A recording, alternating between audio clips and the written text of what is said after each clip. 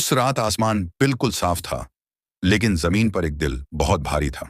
मस्जिद के मीनार से अजहान की आखिरी आवाज अभी थमी ही थी कि एक लड़का सजदे में था और रो रहा था। उसके होंठों पर कोई शिकायत नहीं थी, बस एक ही जुमला बार बार, या अल्लाह, अगर तू मेरी दुआ सुन रहा है तो मुझे कोई इशारा दे दे। उसका नाम हारिस था। लोग उसे कहते थे, बहुत ज्यादा इबादत करने वाला बच्चा।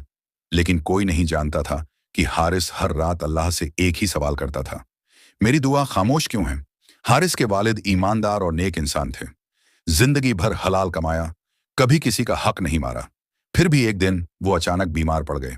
दवाइयां मिलीं, इलाज हुआ, लेकिन शिफा नहीं आई। दुआ बढ़ती गई, रात के सजदे बढ़ते गए, लेकिन जवाब नहीं आया। एक रात हारिस मस्जिद में ही सो गया। फज्र से पहले उसकी आंख खुली। मस्जिद बिल्कुल खाली थी। बस मिंबर के पास एक बुजुर्ग बैठे थे, कुरान बंद किए हुए। बुजुर्ग ने बिना देखे कहा, बेटा, अल्लाह की खामोशी का मतलब इनकार नहीं होता। हारिस का जिस्म कांप गया। उसने पूछा, फिर इसका मतलब क्या होता है? बुजुर्ग बोले, इसका मतलब होता है कि अल्लाह तुम्हें इम्तिहान के काबिल समझ रहा है।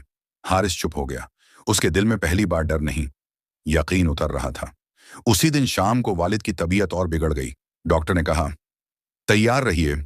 उस रात हारिस ने कोई नई दुआ नहीं मांगी, बस इतना कहा, या अल्लाह, अगर मेरी दुआ का वक्त अभी नहीं आया तो मुझे तेरी रजा पर राजी रहना सिखा दे। सुबह हुई। वालिद जिंदा थे। ना पूरी शिफा मिली थी, ना कोई चमत्कार हुआ था, लेकिन हारिस बदल चुका था। वह समझ चुका था, अल्लाह दुआ का जवाब हमेशा आवाज में नहीं देता। कभी अल्लाह